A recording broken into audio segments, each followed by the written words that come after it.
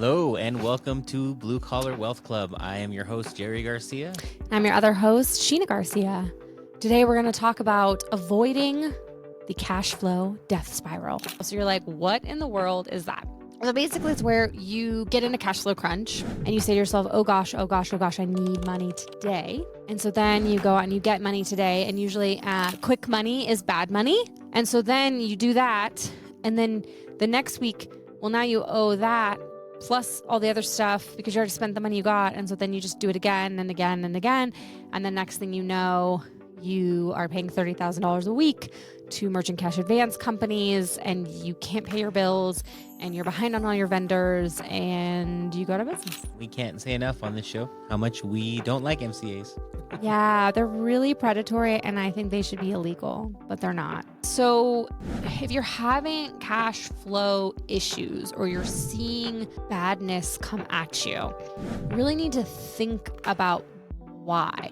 What is the reason? What is the cause of this? So I deal with cash flow every single day, and so many times people are like, oh, I just need more money. Well, yes and no. More money is not necessarily the answer. It's like if you go to the doctor because you have a fever and you're like, hey, I just need something to get my fever down. If they give you Tylenol, but say you have a blood infection, you have sepsis, if you don't take care of that, you're gonna die. So you don't want the doctor to just give you something for the symptom. And when you're just pushing money back in, you're just treating the symptom, not the actual problem. Right. So you do need to care for the symptom. Mm-hmm. Obviously, if you need money to make payroll or something, you got to deal with that. But you have to go back further and find the root cause. If you go back and find that root cause, it's what's going to put you into that spiral of, okay, I'm good for a couple weeks. I just need to wait for this next check. Oh, check didn't come. Let's get another MCA. And then it's just, this is how these things build on themselves and become the death spiral. When you have to think to yourself, well, is whatever's happening an outlier or a trend? So sometimes you can have, maybe you just had a bad month, and in terms of either collectibles or in terms of actual sales, is a bad month going to be a trend, or is it just an outlier? And so you really have to be looking at things on a macro scale and a micro scale. So I see people either doing one or the other, but very rarely both. So they're either looking at their financials maybe once a year, so that'd be totally macro, or they're just looking at their bank. And that to me is looking at your bank balance and only doing everything from your bank balance is totally micro. It's just, can we make it today? It's too much of a snapshot to really give you an idea of what's going on in the overall picture. Yeah, and it doesn't plan ahead. So what if you have, I have one client that we're coming out of the winter, and so it's a little bit tight. So we're looking at the cash flow every single week. And they were like, oh, do we have enough this week for payroll? And I was like, hey, we also have to look at 2 weeks from now, we have a large loan payment, because we used to have a lot of small loan payments. Now we just have one big one. So we refinance some stuff. But the thing is, if you have one big one versus a whole bunch of tiny ones, you have to better plan for that. So I'm like, hey, we need to set aside a fourth of this big loan payment every week so that once a month we can actually pay it. We can't. Budgeting. Yeah, budgeting, and really being forward thinking in our projections instead of just thinking about this week. We can't just think about today. We have to think about tomorrow and the next day and the next day and the next day. Well, that's why you really have to have an understanding of your finances in your business. Mm-hmm. You need to know that, yes, once a month, this payment comes out. And like you said, if you spend all your time just looking at bank statements, sweet. Okay, payroll's on Friday. We have enough to make payroll. That's cool. We can use the rest of this money to do something else. Well, no, let's time out real quick. Part of that expenses should be built in that every week we're putting away a fourth of this bill that it comes due, because we see people do this with their personal finances, right? They get paid. Okay, great. I paid all my bills. I have several $100s left over. I can do whatever I want with that. Next time they get paid, that check's not big enough to pay their mortgage. So what happens? Well, I'll have to wait until next paycheck. And then it starts the cycle of getting further and further behind because didn't budget, didn't plan ahead for those bills, knowing that your next check may not be enough to cover all of them. And so you really need to think about that. And then also think about when you're going to get paid. So I see a lot of people, they want to take on these bigger jobs and stuff like that. If you don't have enough reserves in the bank, those big jobs can really break you. And so you really have to think about it. I have a client who were wanting to take on bigger jobs, and I was like, look, that's cool. You can. But we need to have a second crew for that. I'm like, because we can't, you don't have the cash flow don't have the money in the bank to take on a 3-week job and then not get paid for 6 weeks. You just don't have three, were last year before I started working with them, they were really desperately in the hole and they couldn't even, pay payroll. So it's like, we've gotten to a place where we're good. It's like, if we want to go to that next level, we have to have that second crew to get the quick pay jobs, to be able to pay payroll, to be able to pay the overhead, and then the other crew to be able to do those slow pay jobs, so the bigger ones. And they are way more profitable for this company. But the thing is, you don't want to chase those profits and then end up bankrupt. So you really have to balance all these things. That's why I love cash flow projections. But the thing is too, it's like you want to be thinking ahead, right? But not like freaked out, because that's not going to help anything either. And so some people go the other direction where they're like, oh, I don't know what to do. And they just sit there and kind of spin.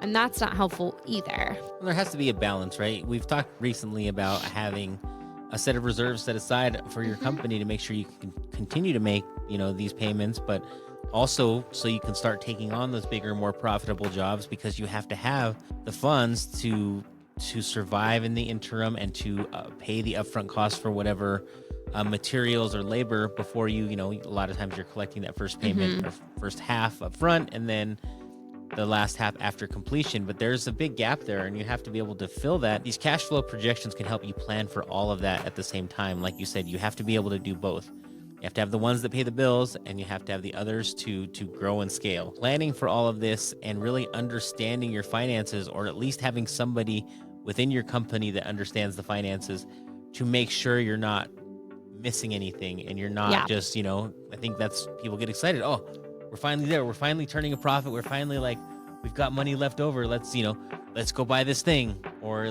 we can do this with it. And then we forgot we had this big job that just finished and our crew needs to get paid and they're not issuing us a check for another 60 days. Yeah. Now what? We're like, hey, we just got a big check. Let's go buy a plane. Okay. That seems extreme. No, I have somebody that did that. And don't do that, okay? That's a no. The CFO will never approve a plane. I have another client that we're working towards one day a plane, but because that would be the PA's de la resistance, yay, we're going to have a plane. But that's a totally different scenario. You need to have copious amounts of excess cash, total FU money to be able to get a plane, okay? And unless you're there, no, don't do it. Yes, and that's the goal. We'll help you build there, but for now, let's make sure you don't go be that lottery winner who goes out, wins $4 million in the lottery, buys a house for themselves, buys their parents a house, and 4 years later, they're bankrupt because they did nothing with that money to ensure that it lasted. Well, at least your person bought some property. I mean, usually what happens is people just blow it on stupid stuff and they don't even have anything to show for it. I guess that's the thing, right? Your business should be a vehicle for wealth, not just a vehicle for things, if that makes sense. And it can be things inside your business and out. I've seen a lot of people, and I've experienced it personally myself, who, they're like, I need this thing. I need it. And I would ask you to question yourself when you think you need something. Absolutely. And we don't want to go the Dave Ramsey route and tell you that you can't buy coffee, you can't go out to eat. No, I love my Starbucks. Don't even worry. That's not at all what we're saying. We like our food. Our entire honeymoon is based around going and having these really extravagant meals. The idea is to plan for all this stuff, build it the right way so that you can buy these things, things budget. that you want, things that you need, but only in the way that's not going to impact your business and impact it in a negative way. Mm-hmm. There's ways to do this. There's ways to build toward all this. Like you said, you've got a client, you're building toward buying a plane. You can get there, but you have to plan for all the rest in the interim. You have to make sure that you're not taking this large check and just throwing it into whatever you want and then realizing 2 weeks later that you forgot about a single bill and you didn't leave yourself enough left over to pay that bill. But that's the thing, right? So just really thinking about it and not getting yourself into a position where you're backed up against a wall, because there's always going to be somebody that will give you bad money. that will give you money that has tons of strings attached, and it will feel like they are your guardian angel coming to save you. But really, I feel like it's like dealing with the devil. Like he's going down to Georgia and he's looking for a soul to steal, and it is yours. Like if you say yes to that, because it's very, very hard to get out of that trap. And the farther you get into it, the harder and harder it is, the more kind of hooked on that you become, because it becomes that habit. And they love it because then they can tell you, oh, a second position. Well, now, we have to take a second position. So it's even more expensive money. And you get to the point where I've seen I had a client once who took out money from a merchant cash advance that was literally 100%. It was an effective 100% interest rate. So they took $50,000 and it was $100,000 payback. And it's such a quick turnaround time too, that on the payback that it just strangles what little cash flow you had left. And just don't do it. I mean, there's alternatives out there. If you've got a well-established business and you just are in a capital crunch and you really need something to not only help you survive, but maybe help you get to that next level, you can sell a piece of your business, get into a business partner who can bring in some capital to help you reach that next level. But that comes with its own set of risks, because now you have somebody else who has a say in everything. And you can look into, so say you have accounts receivable and you're just truly like waiting on a couple checks. There are accounts receivable factoring finance companies out there. Those are high, I wouldn't say they're not the same as a merchant cash advance in terms of interest. They aren't as good as like a regular loan, but that's the other reason I tell people, get a loan, get a line of credit when you don't need it. When you are flush with cash and you do not need lending, the banks they will throw it at you. They want to give it to you, right? Go get a line of credit when you're about to buy that plane, when you're feeling like a fat cat, that's when you go and you get the line of credit. Because you want to get it when you don't need it so that it's already there if you ever do. So then you can dip into your line of credit instead of dipping into crappy quick cash because you already had it there. Really just being proactive about your business finances, because that will help you in the long run so much. Think of that. You have a $150,000 line of credit you've been able to establish because you had a great couple of months. You can show the bank on paper they're feeling good about your business. You're flush with cash. Okay, we'll give you this line. You don't use it, and then you hit the slow time of the year, and you're $20,000 short on payroll. You could take a $20,000 MCA, which is going to cost you what? $35,000 or $30,000. Yeah, that's 75%.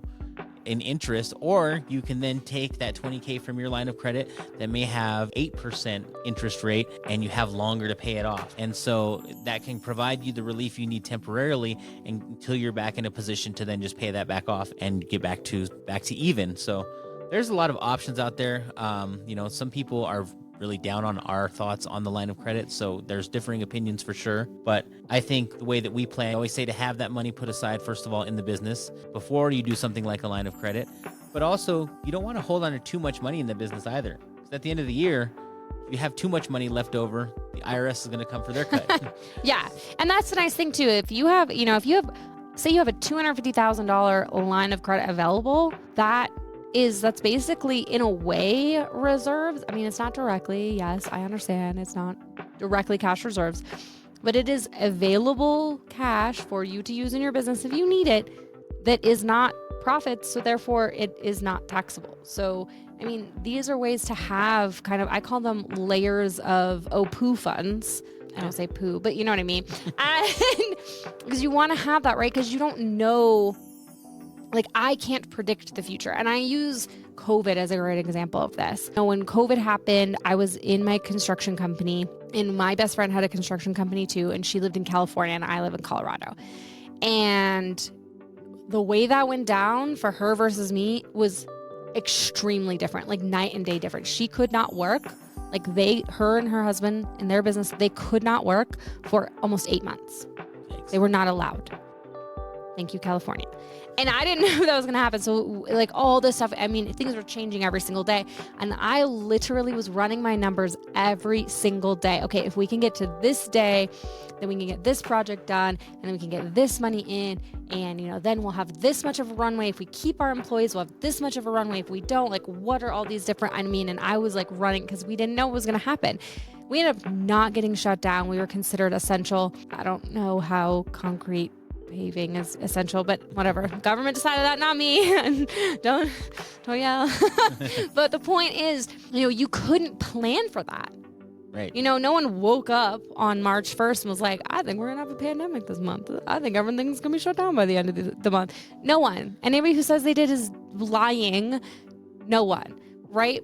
But the thing is, if you have reserves and you know what's going on, then whether or not it happens, you can be okay. And even my friend, she was real bad, but we made it through and we made it work and they got on the other side of it, Well, and then it just gives you more runway, right? Like when things do change, if you've got that money put aside, and that's where an instance where the line of credit may not do you any good. The bank could shut that down at an instant. So, especially in times of short liquidity, like during COVID, if you had a line of credit, then they could have instantly said, hey, look, you can't use it. Sorry, like it's on hold. But having that money put aside in your business, having that kind of line of credit, these layers of protection, just gives you time where if they decide that you're not essential, you can pivot. You can find different ways to keep yourself afloat and hopefully keep as much of that money in your business as possible. But it just gives you more time to think where it's not a panic and like, oh God, what am I going to do? Oh God, how am I going to pay my bills? Oh God, Right. So the more of that you can establish for yourself, the better off you're going to be in the long run for so many different reasons. Yeah. And so, you can't predict the future. So just always knowing, like, to me, I just feel so much more confident in my own business and my own self if I have a certain level of reserves, because I can just, I just feel freer to make decisions. And that's the other thing. Like, if you have reserves and stuff like that, you all know the client you don't really want to say yes to. If you have lots of reserves, then you get to say no to them a lot easier, So yeah, just really thinking about that and just, and thinking about your cash flow and wanting to spiral it up, not down, and just, thinking ahead.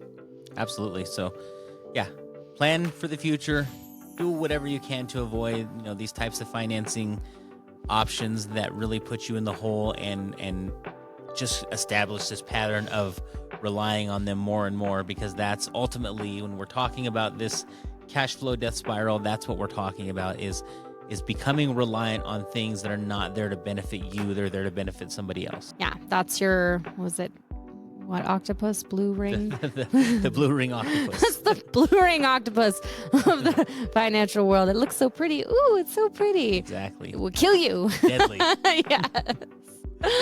Awesome. Well, if you are feeling that you need help with your cash flow, that's what we're here for. So feel free to reach out, bluecollarwealthclub.com. We would love to chat all things cash, because it's kind of my obsession. So, absolutely. Well, thanks for listening, guys, and we will catch you on the next one.